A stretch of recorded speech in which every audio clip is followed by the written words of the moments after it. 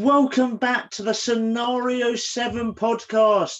My name is Sam and I'm joined by my lovely two co-hosts. As always, it's Joe Roberts and Josh Bacon. How are you two doing? I'm doing good, thank you. I'm good as well, thank you. Good. And yeah, we are back. Unfortunately, didn't have a preview for this race, second week in a row. We'll explain later why that happened, but we'll be back on the previews next week, we promise. And I know we said it last week, but it will actually happen. Next week. But yeah, Spanish Grand Prix. We're here to review it. And first of all, guys, what do you think of the race? I probably could have fell asleep, but that's yeah, it was just I think it's one of those types of tracks that don't really suit the cars anymore. And yeah, it's just a very poor track to go racing. Yeah, I think what happened was just expected. It was always going to be a quite boring race because it's known for not having many good overtaking opportunities. So it lived up to its expectation, but yeah, it was a bit boring. Yeah, it wasn't the best, but the team strategists, this was their time to shine, especially at Mercedes, as we'll go on to talk about later. We normally do our incident run through. This week there was only one, like last week in Portugal. This one, lap 9, Sonoda. His car breaking down on track, lost all power, and had to retire on lap 9, causing a safety car. Which caused a really funny moment where Giovinazzi went into the pits and they got his tyres out before realising that one of the tyres had a puncture in that they were about to put on his car. So they had to frantically get all the tyres back and get a new set on. And yeah, that was quite a comical moment. Luckily, it was under safety car. What were you guys thinking at that point? I was just half asleep. I didn't really pay attention, and then you get Crofty, I think, trying to get excitement back into the race. Yeah, the thing is, the pit stop was probably the most interesting part of the race. Yeah, I saw it. I wasn't asleep at this point, but I saw it. When I first saw it, I thought they were putting on Kimi's tyres on Giovinazzi instead of having a puncture. It wasn't until Crofty or Brundle pointed it out afterwards, saying that the mechanic was pointing at a puncture on the tyre, that it was still a puncture. But yeah, it was just funny. It brought some slight entertainment to the race, but not much. Yeah, I mean, you two are selling this race so well. I mean, it wasn't that bad. It was better than Portugal last week. I mean, at least this time there was actual strategy and was a bit more eventful. But yeah, it definitely wasn't the best race that we'll have, and it never is at Spain, really. Let's move on to the team by team run through about how they fared over the weekend, and it's only fair to start with Mercedes and Red Bull, the battle for first. Red Bull have made some significant improvements this year. They're much closer to Mercedes. Unfortunately, Perez isn't really got completely up to speed yet, but he's getting there. But in this race, the Mercedes strategy team just got it so right. I mean, it was like Hungary a few years ago. The exact same thing happened, but this has got to be the highlight of the race. Has got to be the Mercedes strategy team. Yeah. Oh, sorry, Josh. Yeah, it's one of those things where I think we have to also agree the Hungary race was a lot more interesting than the Spanish race. But yeah, I think the problem with what Red Bull did is that they went in way too early, which basically forced Mercedes to do basically whatever they want. So Hamilton basically used all his tires up to pressure Max, get his tires down to certain like grip, and then just pit and then force Red Bull either to go long or just go in the next lap, which they probably should have because then they would have kind of made a race out of it. But yeah, it was just it was Ferrari-like strategies from Red Bull today. I like that, Joe. Yeah, I think Mercedes were just clever today in their strategy. I especially liked how when Verstappen went early, they left Hamilton out for quite a little bit longer afterwards, thinking that they'd make those mediums last to the end. But instead, they gave him a short period on those medium tyres to just go as fast as he can and put pressure on Verstappen. And then when everyone thought he was going to overtake him, get into the home straight, he just darted into the pits.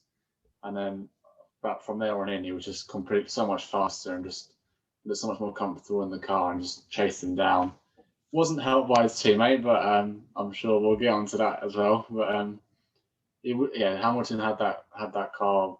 He's just too good at this point in time. But I'm sure the Red Bull will learn from it and they'll move on and come back in Monaco. I'm going to defend Perez here. In fairness, right? Admittedly, qualifying poor, but 8th to 5th isn't that bad. He gained more positions than the majority of other drivers, but I'd still say he had a very solid race and only had a fastest lap taken away from his teammate. So I'd say Perez, I'd say he did a decent job on the Sunday anyway. But yeah, it was certainly a case of strategy, Mercedes strategy just being much better than Red Bull's. It was interesting when Verstappen came into the pits and they didn't have his tyres ready. And it was actually a really good reaction. Helmut Marko came out after the race and said there was a misunderstanding between Verstappen and his engineer, saying that because Verstappen thought he was coming in, but actually Red Bull wanted him to stay out a few laps. So it's really a break in communication that has kind of cost Verstappen the race there. And they said before that this season will come down to whoever makes more mistakes. And at the moment, Red Bull are making those mistakes. Don't you agree? Yeah, it's, the one interesting thing part about it is that going back to the Perez thing is that he still does not look very comfortable with the car, and it's going to be very the media will be, as they did to Albon and Gasly, are going to start chipping away at the positive energy that Red Bull have towards Perez. So that Perez performance 8th to 5th is good, but it's not the standard that Red Bull want in that second car, and they do have gremlins. Going back to like the Max Verstappen thing, I honestly think Red Bull will just, I think, bottle it. As in, I think they will get in front of Hamilton at one point, but it's just, I don't think they will take their chances enough because the Mercedes team look so, from like previous testing where they weren't like glued together, they look back to being quite solid. So I see this season going very much the way of Lewis Hamilton. Yeah, I'm just going quickly back to Perez as well. He didn't have a good Saturday because I think he had something wrong with his shoulder or he felt dizzy in the car, so that's why he didn't have the best qualifying. But he did a decent job during the race. I don't think he could have done any better because I think obviously the top three were too far ahead, and Leclerc, who I'll go on to talk about later, just had a superb drive in his Ferrari. And then moving on to Red Bull and Verstappen, it's just like you said, Sam. There's just too many mistakes. They need to cut those out to stand any chance of being level with Mercedes every single race. Because if they didn't have those mistakes, they probably would have won one or two more races this season. But it's just those little things that Mercedes is so good at, because obviously they've been 7 times world champions, but they just don't have these mistakes. They've learned from them before and they know exactly what to do and when to do it. So that's just the difference between Mercedes and Red Bull at the moment. Yeah, no, completely. Moving on to the battle between McLaren and Ferrari, as they're the two teams that won't challenge Red Bull or Mercedes, but are too good for the real midfield battle. How do you think these two teams fared this weekend? I thought McLaren weren't really up to their usual standard. Yeah, I have to agree. I think they both both Lando and Ricciardo pulled out a result, or the best result that they possibly could. I think maybe Lando could have done slightly better with a better start, but he just didn't seem on it. Ricciardo seemed all right. He seems to be getting a little bit better in the car, and sixth is good for him, so it's a decent amount of points. But overall, for McLaren, I think they'll be slightly disappointed, but glad that they've still got points. And then moving on to Ferrari, they'll be over the moon. That Leclerc, I think, started P4 and ended P4. So that's a good amount of points for him and the team. Maybe slightly disappointed with Carlos Sainz, because I think he said on Twitter that if it wasn't down to his start, he would have maybe finished higher. But he still had a decent race and a good strategy. So I think Ferrari had a good weekend, and McLaren just need to improve a bit more. Yeah, I do agree with Josh, but I do think Ferrari have traditionally done very well at Spain. And their car suits quite flowing tracks, and then so I think Monaco, I think, will be the real test if their car is equipped to very much downforce levels. But I still think McLaren is going to edge out Ferrari. Leclerc did a superb job for I don't know how many points he gets, or sorry, the position he gains in the standings, but I think it'll be a nice fight for that fifth or sixth spot in the driver's standings. But I think Lando Norris will be quite disappointed with his result. I think the cars, did the Alpines finish above him, or? Ocon was behind him. Yeah, behind. Oh, so was it just the Ferraris then? Yeah. His teammate. Okay, yeah. So it'd be slightly disappointed he didn't get past Sainz, but yeah, again, it's just very hard to overtake around Spain. I think that's the ultimate issue for example, like, yeah, it's just very hard to overtake. It's a bit like Hungary and Portimao. Sure.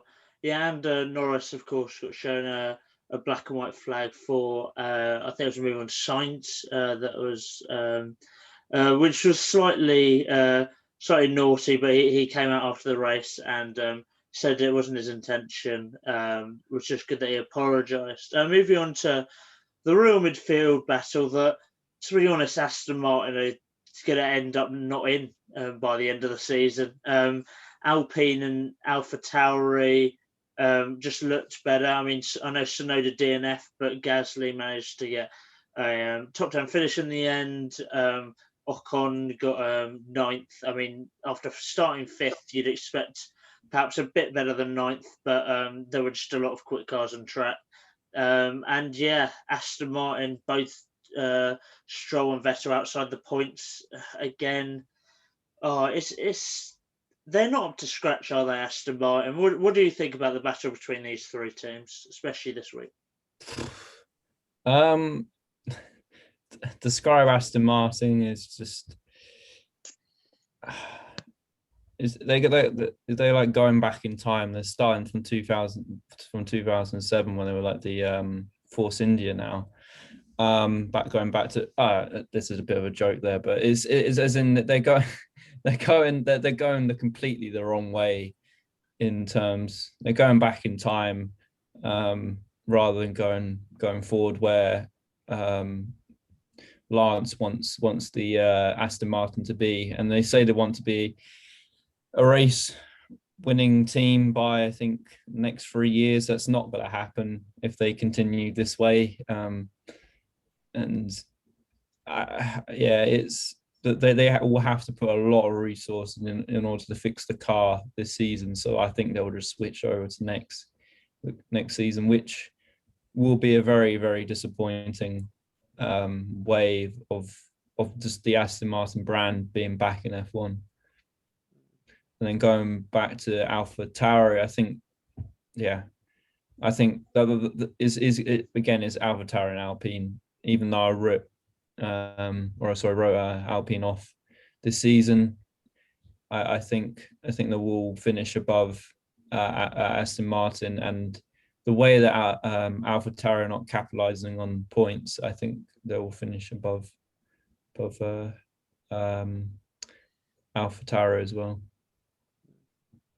Yeah, if we talk about Aston Martin first, I think they're not quick enough, and then they keep using the same I can't remember the word, the same reason of the rule changes and how it's affect like them and Mercedes most compared to other teams. But I think that's just a way of another way of describing their errors. They're trying to take. I don't know what I'm trying to say. They're just trying to. What's that? Sugarcoating.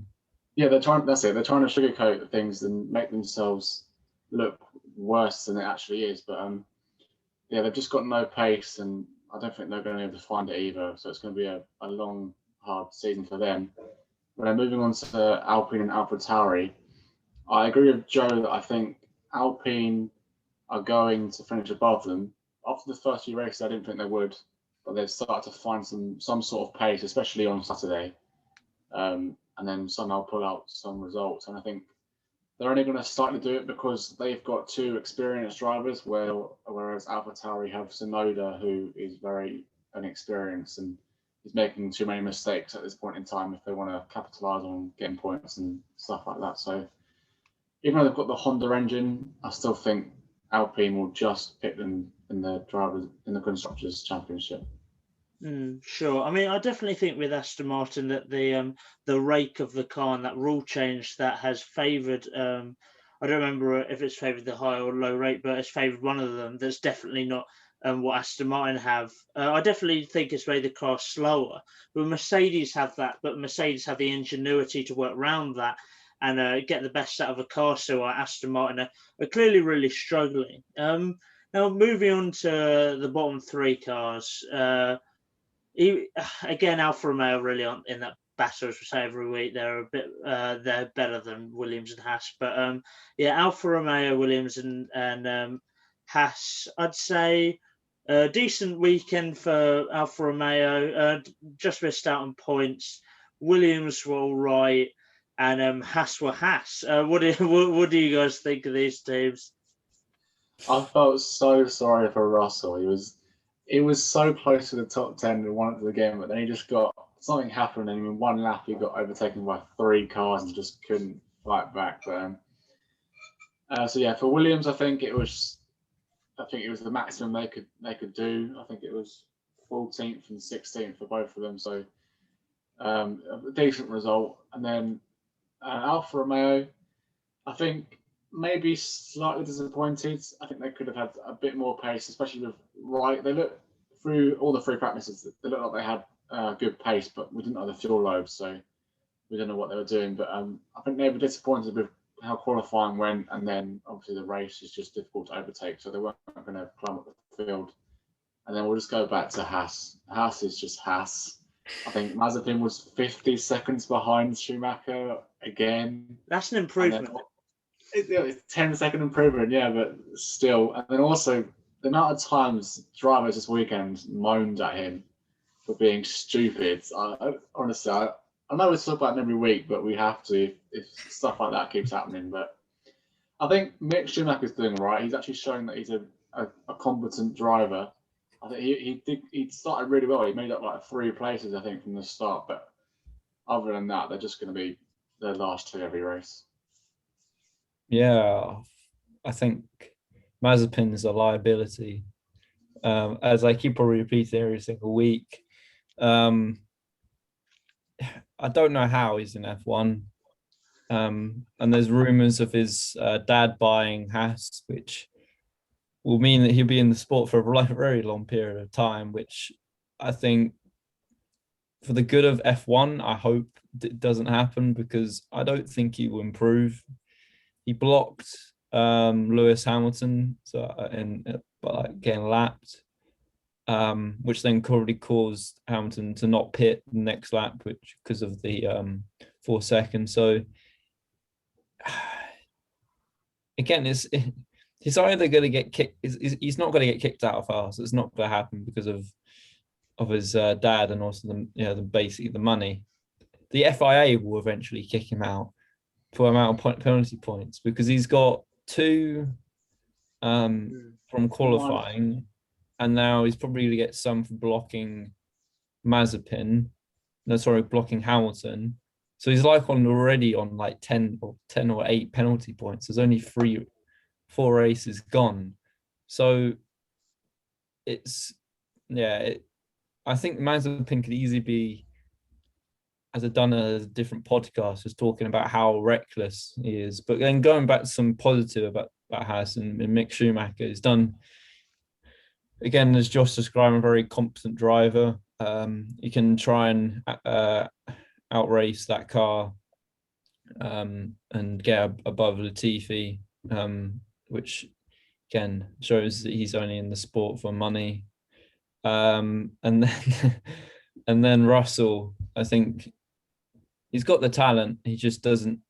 I think the Williams car is very affected by air speed. So yeah, I think when it's like not windy, I think he's fine. But apart from that, I think the Williams is going to struggle around most tracks. Maybe not Monaco because it's quite close. But going to, again, some more positives. I think Alfa Romeo will eventually overtake Aston Martin and be the 4th best team, because just due to the fact of them just missing out. And I think was Giovinazzi 12th, wasn't it? 12th? 15th. Raikkonen was 12. Oh, Raikkonen was 12. Yeah, Raikkonen, I think, finished ahead of Vettel. Was it Vettel? Yeah. So I think Aston Martin are now being brought back into the battle for like the 3rd to last spot. So on constructors. But apart from that, yeah, it's the bottom half is it's just all about money. Yeah, no, that's fair enough. I know we criticise Mazepin every podcast, but to be fair, let me defend him. To be fair, he's not good enough to be an F1. I mean, that much has been made clear. However, the Haas car is terrible. Like, it is the worst car on the grid. No, let me defend him, Joe. So last year they had Magnussen and Grosjean in the car, who are both experienced drivers, who are both better than Mazepin, and they really struggled to get anything out of the Haas car, which was quicker that year than it is this year. This year the car's slower. He's a rookie. Do you fair to expect much more than him coming last every race? Admittedly, he's lost by a lot more than he should be. However, I don't think that necessarily we should really abuse him too much, and we should give him till the end of the season. Okay, no, I don't agree with this, Sam, because the fact that if you look at Caterham and Marussia, they had George Bianchi, who else they had? Robert Merry. They didn't finish 2 laps down. Or they didn't finish like 50 seconds behind their own teammate. And if you work out like the times, it's like 5 minutes. I think it's a ridiculous amount of time within. That should be like 10 races, not things only had 4 or 3. It's a ridiculous amount of time that he's lost to just his teammate alone. Not even like Hamilton or Max Verstappen. It's getting to a point where it's going to be a crash with him in Monaco, and it's going to be huge because I think he'll be getting lapped and hitting somebody because he's becoming very dangerous. Yeah, well, the thing with Mazepin is though. Sorry, well, the thing with Mazepin is, as he qualifies last pretty much every race, he will rarely actually finish lower than he actually started. So really, he makes improvements from Saturday to Sunday every week. Because this week, especially, he came 19th. Admittedly, that's because Sonoda retired, but that's still an improvement. I mean, you've got to take your hat off to him. I mean, that is impressive. I can see some of your points, but that one's a bit too far. But then if we're talking about, you think he's an F1 driver, right? So he's got to have some talent, and he's got to have gone through some experience of going through F2, F3, and karting. So with all that experience, you should at least expect him to know how to get his car out of the way of another car behind him. But he still can't do it, and he's in F1. I think there were 3 mistakes this weekend with Stroll, Norris, and Hamilton. And then there were some in Portugal, and there were some in other races. He's making the same mistake over and over again. I think we have every right to bring it up every week. Yeah, no, fair enough. He's not great, is he? But talk about Mazepin. Let's talk about driver of the day. I know it's going to be your you two's, but seriously, who are you choosing for your driver of the day around Spain? I'm choosing Mazepin. I'm joking. Mazepin for not crashing out or spinning. I'm gonna give it to Lewis Hamilton. Just a very, you could even give it to Team Mercedes for a very complete drive, and also very complete team performance. Even though Bottas didn't really get out of the way, but we can just pass that aside. But it was a very dominating performance, even though it looked like Max was just going to go to the hills when he was from the first lap. He was leading by like 2 seconds. So it was a very, very complete performance from Hamilton, and I think that's the difference between him and Max Verstappen in terms of the fact that he can adapt his driving style. And that Max for me reminds me of a 2010, 2011 Hamilton that only has one style. So I think throughout his career, I think Max Verstappen will evolve into a complete driver, but he's a bit raw at the moment. My driver of the day and of the weekends is Charles Leclerc. To put that Ferrari on Saturday into P4 in qualifying is a massive achievement, I think. And then also to keep that position at the end of the race on Sunday and finish in P4 again, it's ridiculous. You'd expect Perez to be above him in the Red Bull and possibly one or two of the McLarens, but he's still managing to fight and stay ahead of them all and finish in P4. I know it may not look like the best of races because he didn't really change positions or fight anyone, but that just shows how good he was in the car by keeping the distance between the person behind him and just having a successful race the whole time. For me, my driver of the day was Charles Leclerc. Yeah, the guy who last week criticised the award of Sergio Perez getting the real driver of the day for starting fourth and finishing fourth has just given the driver of the day to someone who started fourth and finishing fourth. A bit different.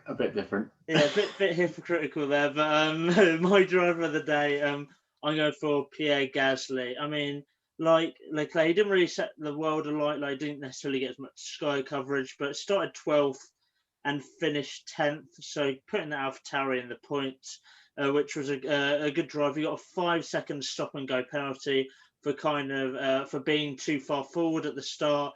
And when you combine that with the fact that he was 12th in the first race to get points, I think is a good weekend for Gasly, who was kind of I don't think he was particularly happy with his performance on Saturday, but I think his performance on Sunday definitely made up for it, and he's turning into a really mature, really solid driver, and I think the word would be reliable. I think that wraps up our discussion of the Spanish Grand Prix. Next week is Monaco, and for that you can expect a preview and a review. And we would like to dedicate this podcast to the memory of our friend Lisa Duquay, who unfortunately passed away on Tuesday. And yeah, our thoughts go out to him and his family. But yeah, thank you for watching, guys, or listening. And yeah, we'll see you next week.